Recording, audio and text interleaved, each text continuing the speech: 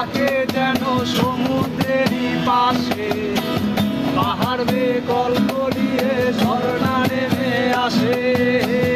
পাহাড়টা থাকে যেন সমুদ্রেরই পাশে, পাহাড় বেকল গলিয়ে ঝর্ণা নেমে আসে। ঝর্ণার তলে মোরা ভিজব সারাগান, ঝর্ণার তলে মোরা ভিজব সারাগান। এভাবে এভাবে এভাবে